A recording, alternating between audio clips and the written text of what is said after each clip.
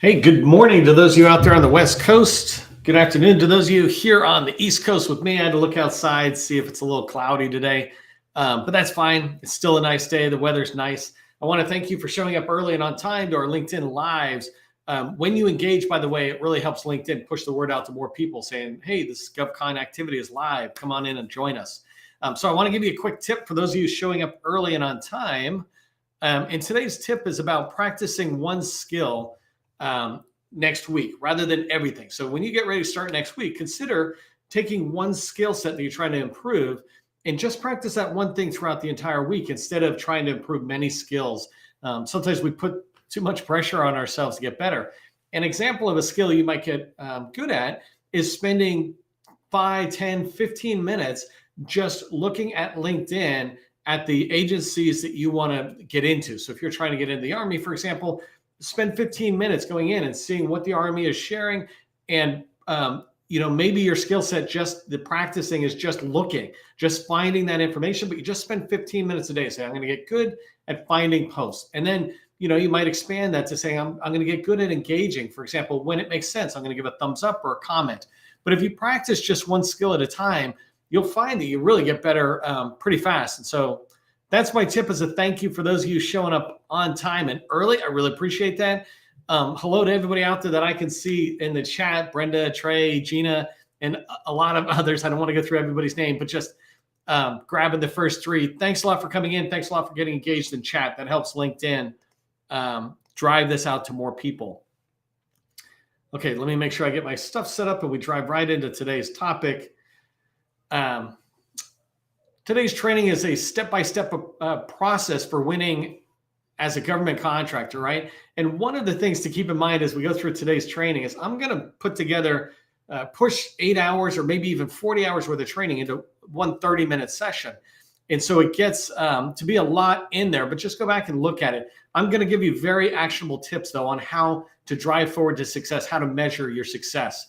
I often get asked by both brand new small businesses and businesses that have been in a while, government contractors making over $20 million a year, what do I do next? I'm asked this question a lot. What do I do next? I'm at this stage. I don't know where to go or what to do next. And the answer to that question begins, in my opinion, with your goals. If you have your goals set, then you'll be able to answer that question so much easier, right? You need to set goals and you need to set a path or a roadmap to follow to achieve that goal. Process that we're going to talk about today, that is the roadmap. And process will answer the question of what do I do next, right? Every time you look at your process, you'll be able to answer that question, what do I do next? I recommend you learn from the very federal agencies you're serving, right? We all serve federal agencies and they put out these strategic plans. If you're not following me on LinkedIn and hitting that bell notification, then you're missing these notifications that I put out with strategic plans from the federal government. But when they write a strategic plan, they generally follow a framework of establishing strategic goals. In your case, it might be revenue, right? But establishing strategic goals, and then they define objectives, metrics, and outcomes, even activities that are necessary to achieve those goals or to reach those goals. And you can follow that same framework as a way to guide what you're trying to do. So if you haven't done this for your company, then how can you really know what to do next? If you haven't defined the goals or the objectives, right? The metrics and the outcomes, or the activities that you're trying to do, then how can you look in there and know what to do next? But if you have done it, it makes it easy.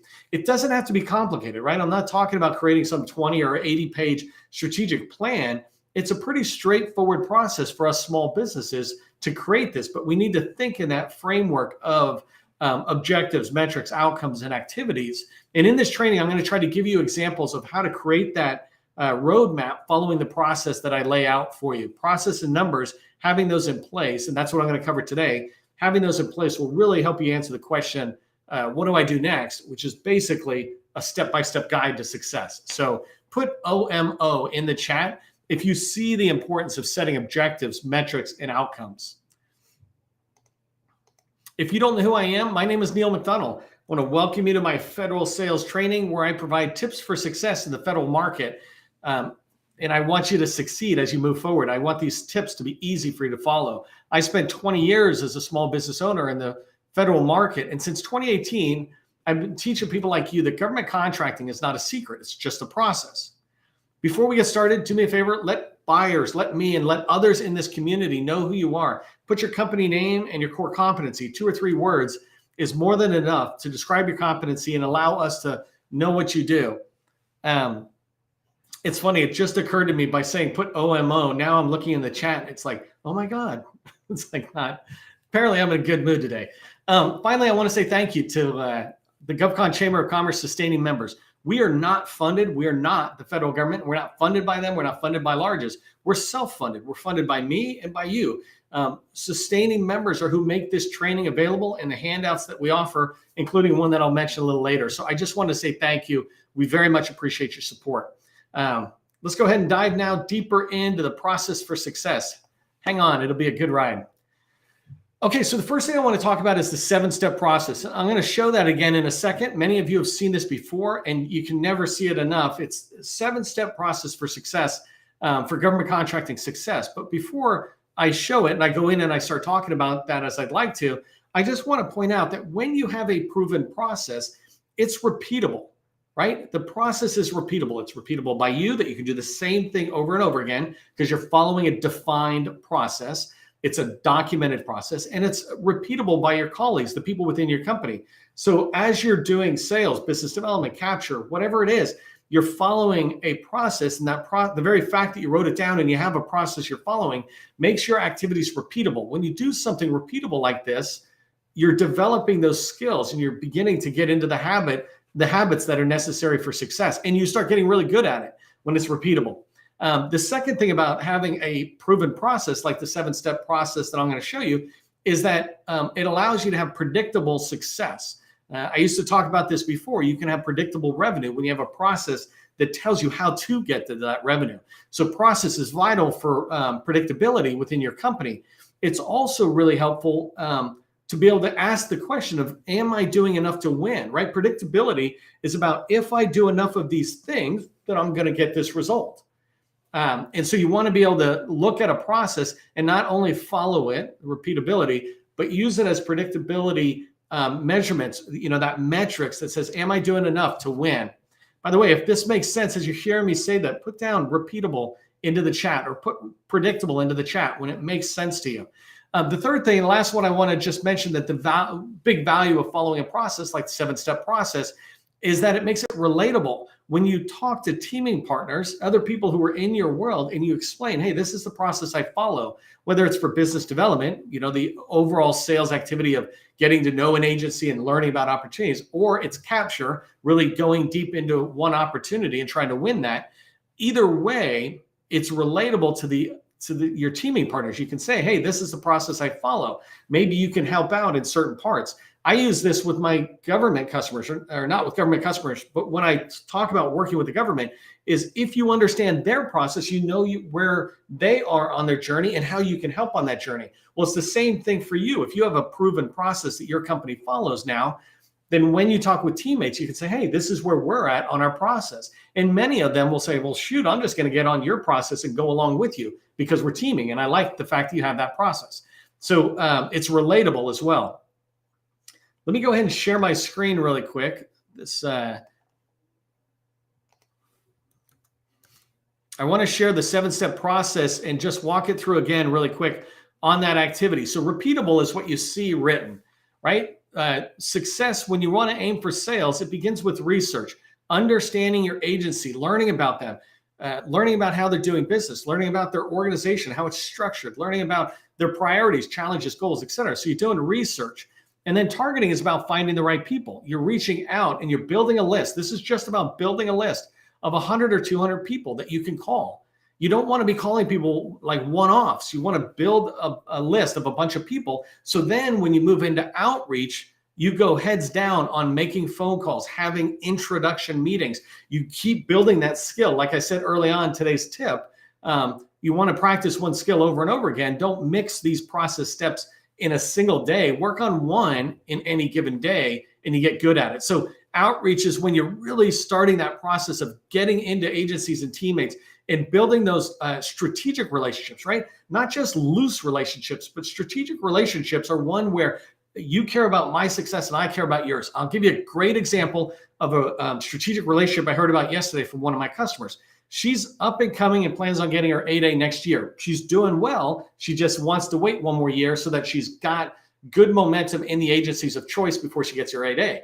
She was talking with somebody who's in year 5 of their 8A, and they're slowly heading towards the end. They got 4 years left in it. And so these two companies were talking about how we can work together over the next several years while you're graduating and I'm coming in, and we can help each other. That's a strategic relationship because you both care about the growth of each other. You can have that with an agency as well. That's different than just having a casual relationship where we know each other, we interact at a conference or something. There's a difference between having a lot of relationships or leads, knowing people, and having strategic relationships.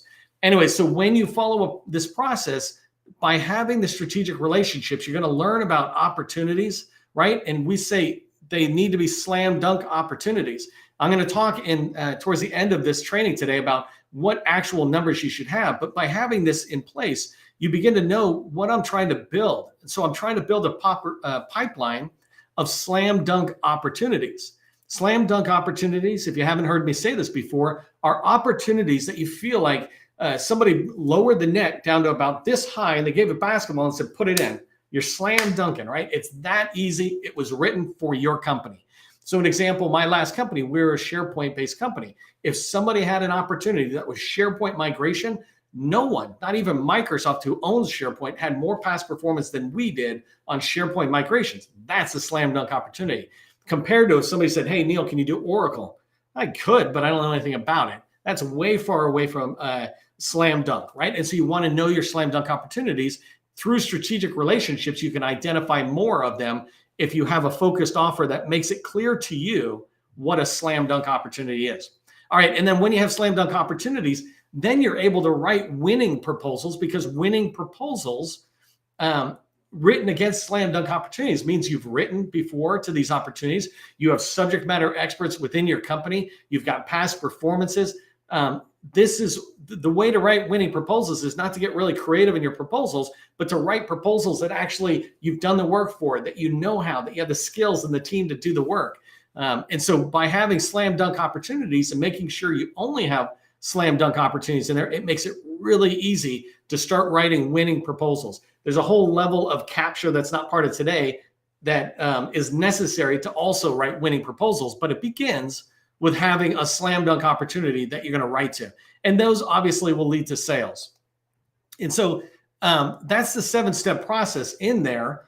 And the idea is, if you follow a process, you'll be able to see repeatable success in there, or the process will be repeatable. And so the results that you get out will be predictable. So repeatable, predictable, and relatable is what you want from a process. And that's why you should have a process. If you don't have a process like the one I just shared, put it in the handout, 7-step process handout, please, right? Make sure you throw please at the end. But 7-step process handout, and let me know you want that. And then when you get it, print it, put it on your wall, like some of the people I've seen in trainings recently, which I love, because then you're following a process. I took, after 20 years being a small business owner, following all these complex processes, I brought it down to just the 7 steps that are necessary for success, right? If you're following these, then it's going to lead to that success you want. But it's important you have some process, because that's the roadmap to where you're trying to go. Okay, so as you think about step-by-step process for winning, part of the value of having a process that you move forward is you can see and avoid problems when you have a process. If you don't have a process, you're going to run into all sorts of problems. So an example that I see more than anything else are 8A companies that don't follow a process, a 9-year process for how to come in, have success, prepare to grow, and graduate. And the way I can see that problem happening is when 8As come in, maybe they have some success, and then their revenue drops down after they graduate. Well, that's a predictable problem. That's a risk that we can see. And the way we avoid that is by having a process that leads them through to competitive bids and non-8A bids, so that when they're graduating, their revenue is sustainable. For you, it could be anything that's in there. But one of the first things to keep in mind, a problem that we might run into, is being reactive in the way we do business within the federal government. And the idea is that reactive versus proactive. I want you to be proactive. Proactive is having a plan, setting a goal and having a roadmap, having a plan you're going to follow that leads you to the success you want. If you don't have that in place, the problem you'll have is you'll be reactive. You'll be reactive to the contracting officers.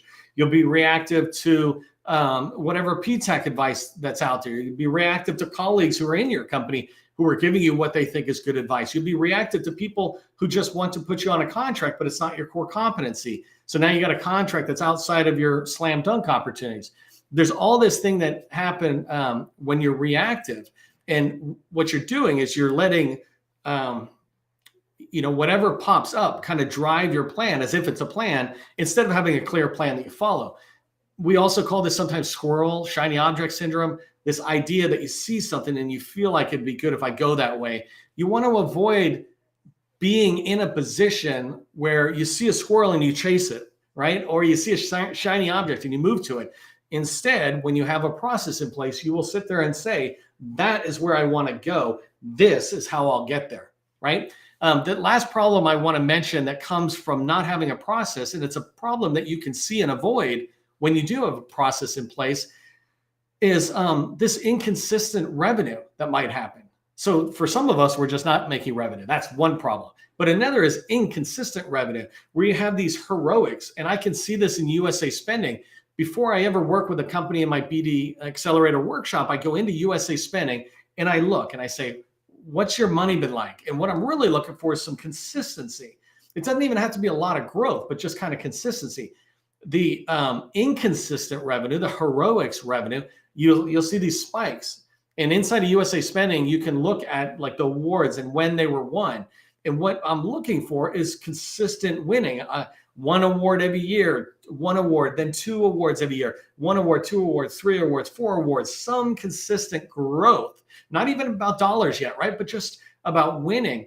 And inconsistent is when you get this pop and you get a win, and it's exciting. And then for another year or 2 years, there's nothing, right? And the company could look good because maybe they won a $10 million contract or something, or a $50 million contract, but that's not consistent. And the reason they have that inconsistent win is because they did not follow a process, right? And you have to watch out for this for yourself.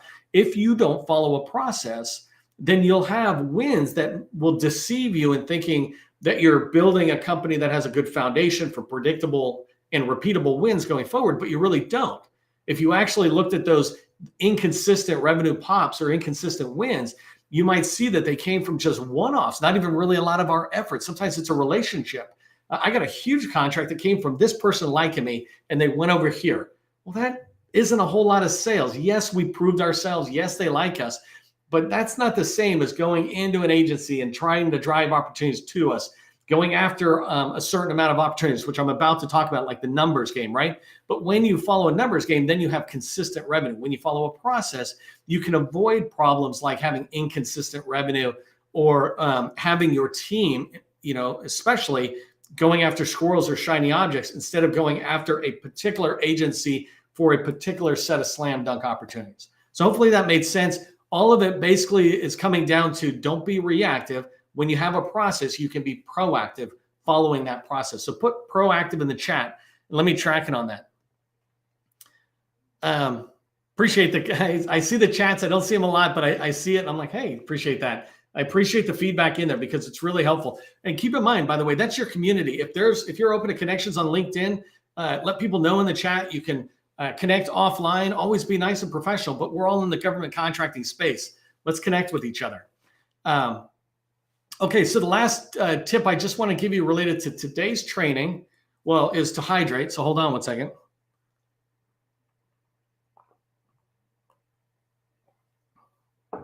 That's right, Chris. Proactive, baby. Be proactive. Get my cheerleading out there. Okay, so the last thing I want to talk to you about as it relates to a step-by-step process for winning as a government contractor comes down to a numbers game, right? Success is a numbers game. I talk a lot about process, and process being the roadmap, but you also want to align numbers to that because it'll help you predict your success. And I'm going to talk about those numbers in a minute. But one of the things I said earlier, and I just want to remind you, is that when you follow a process like I have, where it's got targeting, outreach, relationships, etc., when you follow that, when you have a process like that, you can align numbers to those. It gives you the measurement of, am I doing enough work here? So let me give you an example of a numbers game you want to pay attention to. So the last step of the 7-step process is sales. You want to have a revenue goal. How much revenue do you want? That will lead to every other activity, right? I don't mean that your company is only driven by revenue if you have a revenue goal, but you can't just have a people's goal or I want to do good work goal, right? Those require, in a for-profit business, revenue. So there's nothing wrong with us wanting to make money. So we need to know, how much money do you want to make in 2023, 2024, 2025? When you set those numbers, that's your goal. Then you'll be able to do that OMO, right? Objectives, metrics, outcomes, the activities. And so you want to set revenue targets or goals that are out there. An example that I use for goals, it might be something as flat as an annual revenue goal. By the end of 2023, I want to make $2 million or $5 million. It might be a run rate. It might say by the end of 2023, I want to be at a $2 million run rate. And the difference between a revenue target of $2 million for 2023 and a run rate is that revenue target means I'll report $2 million in taxes to the government for 2023. But a run rate means by the time I get to December, I want to be pulling in basically 180,000 or something a month, which will lead me to being a $2 million company. I'm at a $2 million run rate, right? I don't know if those are accounting terms, but that's the term I use, is run rate, because that's the number I actually care about. Is I'm trying to get to that stage and I'm growing that number consistently. That's more important to me. That month after month revenue is more important to me actually than the annual. Separate conversation. So you can have those kind of goals, target numbers, which are revenue goals based on run rate or total revenue recognized in a year. Or you can have a sales goal, right? I want to have this much sales. And that's really important for me, because I might sit there and say, look, we're doing fine right now, but I want to be looking at 2024. 2024, I have this revenue goal, which means for 2023, I have this sales goal. I'm trying to establish a sales goal. And this goes into that second number that you want. So if you have a revenue goal, then you can begin to identify a sales goal. What is the sales goal that I have to achieve for this year? If I'm trying to get, let's say $1 million, I want to be $1 million revenue this year in 2023, and 2024, I want to grow by 50% to, or 100%, excuse me, to 2 million. Well, that means if I'm just starting at zero, that means I need $1 million for this year and $2 million for next year. So my sales goal is $3 million. I need to make $3 million in sales. And work with me here for a second, because it's a numbers game. And I wrote this down in a different training where I actually have a whole handout on this. You can ask me for that, but a handout that breaks down the numbers. But the idea is, when you're looking at a sales goal, right, this goes into your pipeline. This goes into the 7-step process. If you think about your sales goal, let's say is $3 million, then you now have a proposal goal. How much value are you writing proposals to? So I use a win rate of 25%. If I want to make, and let's go back to $1 million. If I want to make $1 million in revenue, then my sales goal is $1 million in revenue. My sales goal is $1 million. Then I need to submit $4 million in proposal value to the government. What I mean by that is, if I have a 25% win rate on my proposals, I send a proposal to the government, 4 proposals, 1 out of every 4 wins. That means if I want 1 million, I got to submit 4 million out there. Hopefully that makes sense. Your number could be higher. Mine was higher. It never should be lower. If it's lower, you're doing something wrong in the process, and just talk to somebody like me, your P-Tech, or other consultants out there. Somebody will help you figure out where you maybe are going a little wrong on proposals. But you should be able to win 1 out of every 4 proposals you submit. I'm not trying to get into today, by the way, the nitty gritty of the numbers, but just that easy number. If I have a $1 million sales goal, then my proposal goal is $4 million going out the door. And those have to be 4 separate proposals at $1 million each. Those numbers vary depending on what you're doing, et cetera. But the whole point of it is you're backing it up, right? If the 7-step process has sales as step number 7, step number 6 is proposals. That's 4 proposals for every 1, 4 million for 1 million. Then you need to submit. Then in order for you to have that, then you need to have opportunities in your pipeline. First and foremost, they must be slam dunk opportunities, but you need to have a number on that. And this goes back to, if you have a process, then you can put numbers on every step of the 7-step process. So for the pipeline, I would look at this and say 2 out of every 3 opportunities that are in my pipeline are going to end up as a proposal going out the door. What I mean by this is every 3 proposals I have in there, one of them I'm going to abandon for whatever reason, or the government is going to abandon or delay, etc. And only 2 of them are going to go out at the door as a proposal in any predictable way. And so I'm just saying, have 50% more proposals in the pipeline. You can do this on value. I also like doing it on just sheer numbers of opportunities that are going out. And when I say a proposal, by the way, I don't just mean prime contract. It could be subcontract, prime, it doesn't matter. Money's money. But you need to be on a proposal going out the door, whether it's a prime sending it out the door or you sending it out the door. In order to have that 25% win rate, you must have 4 proposals in order to get the 1 win. And what is that? I'm losing my math, but like you need a lot more than that in opportunities. So anyways, the whole idea behind this is, as you're moving forward and you're trying to determine how you can achieve success, I want you to just remember this one slide that I showed, and I talk about it all the time, right? Every one of the steps of this process, you should have a number, including how many strategic relationships do I have? How many people are my calling? Outreach every single day, week, month. How many people do I have in a targeted list? Our number is always 100 fresh people in there that I should be calling, right? Having those numbers in will let you understand it. And then the research comes down to how many people how many entities are we researching?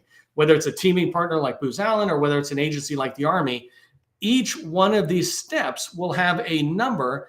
And when you start looking at the process and putting a number on that, you can measure your success as you move forward. So hopefully that made sense. It's a numbers game as you go forward, and it's really important that you just track on that. You can definitely have the success that you want for yourself and for your company. You just have to follow a proven process like the one I just laid out for you, right? When you do, you're going to have that repeatable, predictable success, and that's what I want for you. If you found today's training valuable, do me a favor, become a sustaining member of the GovCon Chamber. Help others benefit through your support. If your company is struggling to start and build relationships with federal buyers in particular and teammates, consider my 90-day business development accelerator workshop. In the BD workshop, that's exactly what we help people do. So just reach out to me on LinkedIn if you want help on that. And then as we're going into the weekend, remember, government contracting is not a secret. It is just a process. In this case, a 7-step process. I'll see you in the next training.